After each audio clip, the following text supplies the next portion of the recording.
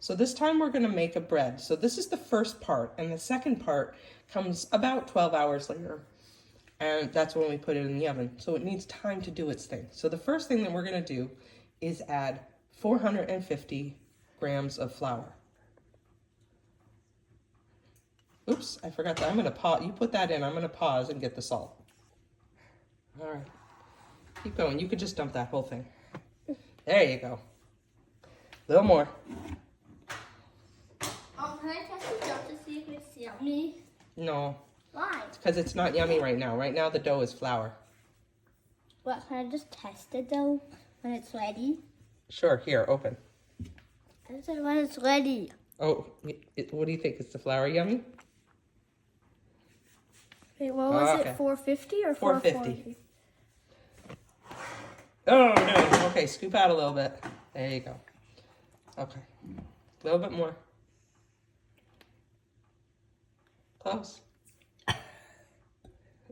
You a little dry over there, my friend? Drink time. All right. Lemonade time! There you go. Perfect. Okay. Now you're going to hit the tear button, and the tear button puts us back to 0. Okay. Uh-oh. Something shifted. Hit tear again. Okay. Now, once you hit it gently, you probably jarred it after you hit it. Okay. Now we're going to put 15 in here. My original recipe actually, it called for, my original recipe called for 10, but I found that my family likes the 15 better because we really like salt. And the salt actually is important. It helps. You like both? Don't bump me. The salt is for two things. One is it helps the yeast be active. The other thing is flavor. So most recipes, the salt's not just there for flavor. So sometimes if you decide you're going to cut back on the salt in a recipe, you're actually going to affect the chemistry. So you need the salt, but you don't quite need it at that much. With my original recipe is 10. All right. So now we're going to whisk it around. You can let Max do a whisk. Do a whisk. Now let him do it. There you go. Perfect. Double whisks, double flavor. Nicely done. All right. Good job. That's enough. Now, more. okay, now we're going to add in the starter. So the starter is what puts the yeast and the bacteria in there to allow it to get all those tasty flavors. Starter. And we're going to put in 50. Mom, just remember to make 2 kinds. 2 kinds. Uh-oh. Okay, that's okay. So one of the things that I think, it's okay. Just leave it. So we'll just do 60-60 on these ones that we're doing. Okay. Basically, the amount of starter that you put in is the amount of bacteria and yeast at the beginning, and their growth curve can be altered by how much you start with because there's more of them. So if you have a little bit more, it means that your fermenting time is going to be shortened because there's more of those microbes in there to do the job. So oftentimes I do 50 because that is the recipe I started with, and that gives a pretty good flavor. But starting with a little more or a little less is fine as long as you have the flexibility to keep checking on it and making sure that you are coming to get it at the right time. Here, go ahead. No, how much? Get the water, and we're going to do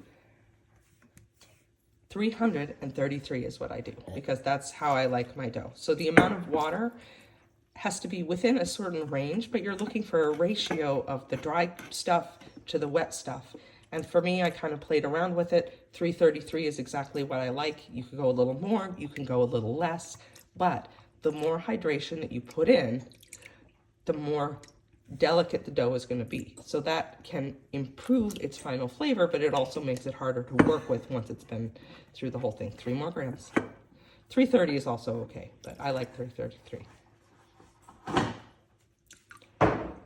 So there's a little flexibility in all of these measurements, and it's okay to play around with those numbers, but just be ready to know that what you're doing is, what did we put here? Get this.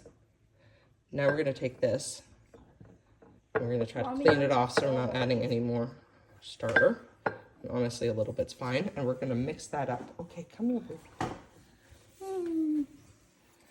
And at this point, you can turn the scale off if you want to, or you can leave it on. It doesn't really matter.